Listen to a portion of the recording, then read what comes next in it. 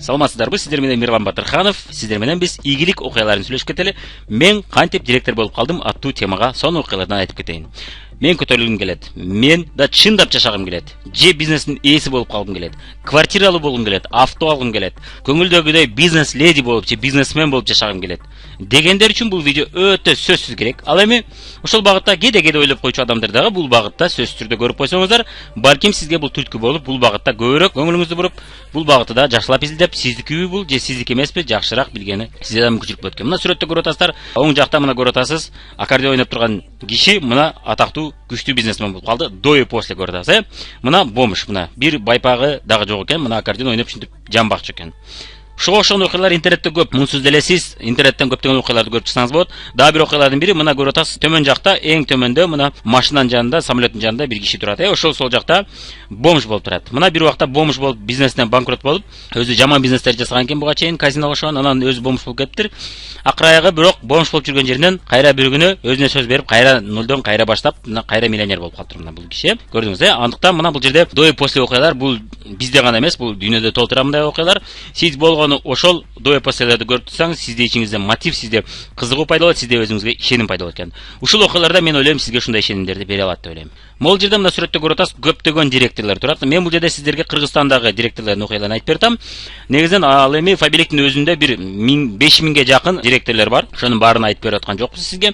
Кыргызстандын өзүндө да бир 100ге жакын директорлор бар. Алардын баарын окуяларын айтып берген убактыбыз да жетпейт. Жана мен алардын баарын окуяларын жана тарыхтарын биле бербейм. Бирок негизинен негизги кээ бир адамдардын окуяларын, тарыхтарын билем. Ошолорду сиздерге айтып берейин. Бир аз болсо дагы кичине таанышып кетесиз, Фабиликте иштеп баштаганымда обед кылганы да убактым жок болгон күндөр көп болду. Акыры дүкөндүн ээси, джиптин ээси, особняктын ээси болдум. Махабат Абдикаримова үйдө кожоке болуп, баласы менен отуруп бул ишти баштаган. Бул Фабиликке келгенге чейин ал Арифлемде бир убакта 1 жылга 2 жыл кошумча сатып иштеген экен, заказ алып иштеген экен.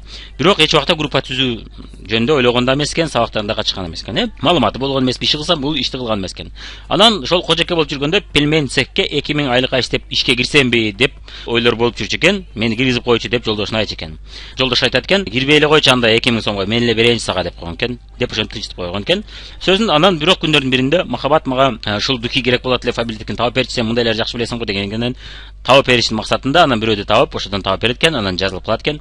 Анан кошумча иштеп тура берет окшойм деп, кошумча иштеп жүрүп, Бишкектеги наставниги менен өзү Ошто турат. Наставниги менен телефон менен сүйлөшүп отуруп, директор болсо болот экенин, карьера курса болот экенин, офис ачса болот экенин, анан ушул көптөгөн келечек перспективалар бар экенин угуп, директор болууга кызыгып калат дагы. Фабиликте 3 ай иштеп отуруп директор болот. Директор болуп өзүнүн алгачкы офисин ачат. Ал убакта офистер аз болгон, өтө эле азыркыдай заказ берип коюп калган офистен алсаң болот деген мүмкүнчүлүк болгон эмес. Анан ошентип иштеп отуруп мына чет өлкөгө саякаттар, Фабиликтен джип белек алды. Азыр Туркия деген бутиги бар өзүнүн. Фабиликте иштеп жүрүп ошол бутикти ачты, мына тапкан акчасын, Фабиликтен өзүнүн офиси бар жана Фабилик чоң бизнеси бар. Биз дагы ошол Махабат Абдикаримованын командасындабыз. Ийгиликтүү бизнес леди. Фабилик плюс бутик экөөсүнөн иштеп отуруп тапканына мына особнякта салып алды. Эми айтып атат, директор болуу үчүн мен мындай тынбай чакырып жаттым, кызыкпайм дегенине карабай. Айтып жаттым. Анан чакырбаган коңшуларым, туугандарым, достор, тааныштар калбады. Каерде болсо чакырып аттым. Анан мен айтканда продукция эмес, көбүрөөк акчасы жөнүндө сүйлөйт элем.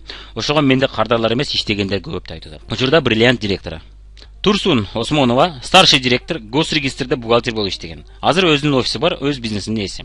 Ондогон шаарга барып келди, ондогон жылдар бою мамлекеттик кызматкер болсо да, өз бизнесинин ээси болуу жолун тандады жана мамлекеттик кызматтан өз ыктыяры менен кетти.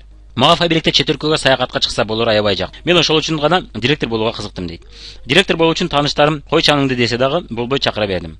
Алардын тааныштарын жумушум боюнча бизге келген адамдарды кызыктырып жаттым. Анан мен тартынуу бул эмне деп ойлойт деген ашыкча ойлорду жыйыштырып койдум. Акыры менин өсүп жатканымды көрүп, кошула баштады тааныштар дейт.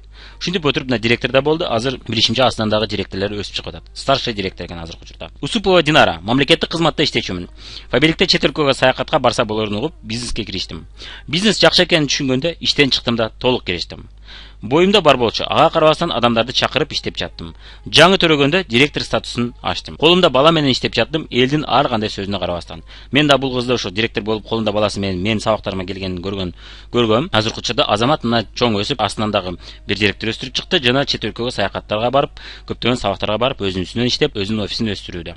Фабиликте иштеп жүрүп көптөгөн саякаттарга бардым. Жакшы авто алдым. Азыр үй салып жатабыз. Жакында салып бүтөбүз. Мурун өзүмдүн бизнесим болот деп ниет кылчумун.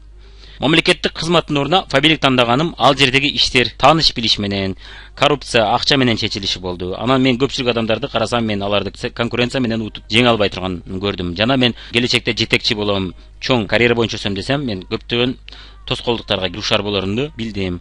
Жана конкуренцияда аларды ута албастыгымды да билдим. Анткени көпчүлүк нерсе чыныгы күч менен, чыныгы билим менен, чыныгы иш менен эмес, башка интригалар менен чечилишин байкадым дагы. Өз бизнесимди курууну чечтим дейт. Азыр өзүм кожоюмун, карьерада айлыкта менин колумда дейт. Ошонусу мага аябай жагат. Асель Жолдошова мурунку жашоосунда банк кызматкери, Толубай банкта иштеген, карьерист.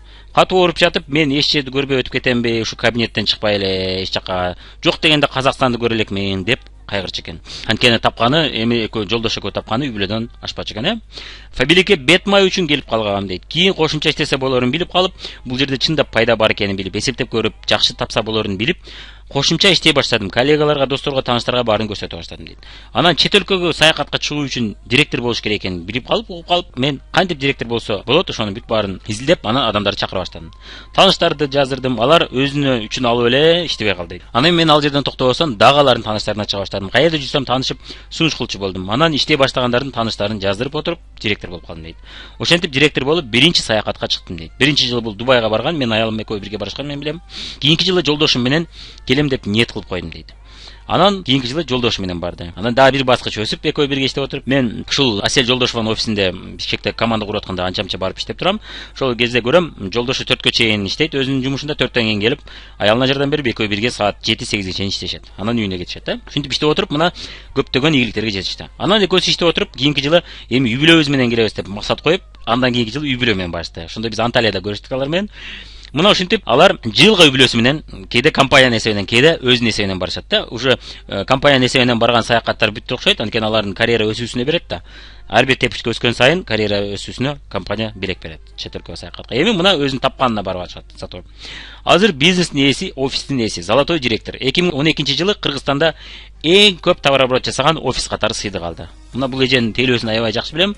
Бишкекке барып калсаңыздар, BT Stories жакта, центр жакта, ошол жерден ушул эже менен тейлешсеңиз болот. Өтө тейлөөсү мага жагат, аябай адамгерчилиги да жакшы. Ошол себептен бул адам өсүп атат деп ойлойм. Мен Фабилик менен бүт кыялдарыма жеттим. Эми жаңы кыялдар дейт. Сулайманкулова Нурзат, мурун психолог, домохозяйка. Жолдошу Россияда иштеп жүргөндө кошумча бизнес баштайт. Жолдошу ишенип ишенбестен Кыргызстанда акча жок, айлык төмөн бул жакта. Жүргөндүн кереги жок бул жерде, бул Кыргызстанда иштегенин келечеги жок деп айтчу экен да. Өзү электрик болуп $600 иштечү экен.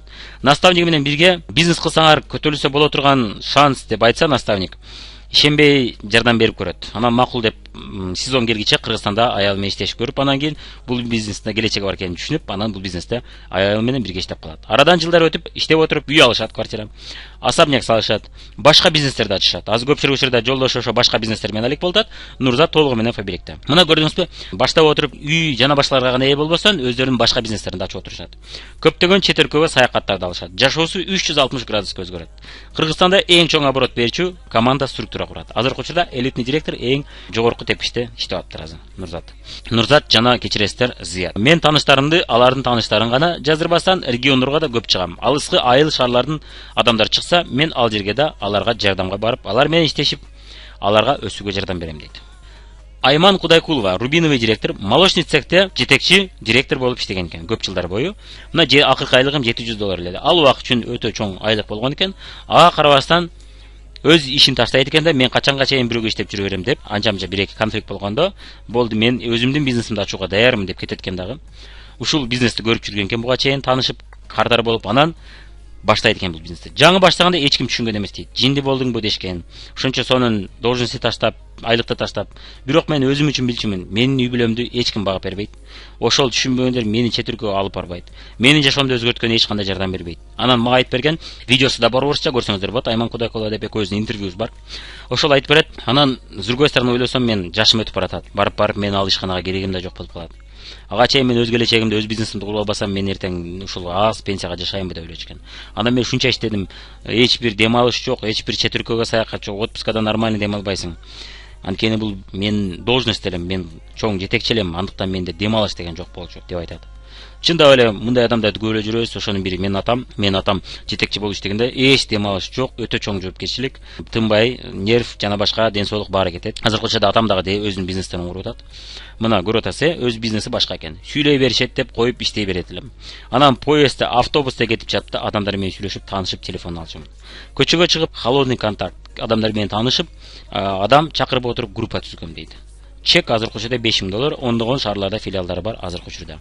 Мына көрдүңүздөр, ал убакта интернет анча өнүккөн эмес, андыктан элдин баары команда түзөм дегендер тааныштары бүтүп калганда, алар бейтааныш адамдар менен таанышып, ошолорду чакырчу дүкөндө жана башка жерлерде. Мен да ошентип кургам. Ал убакта интернет күчтүү маселе. Интернет мынчалык өнүккөн маселе.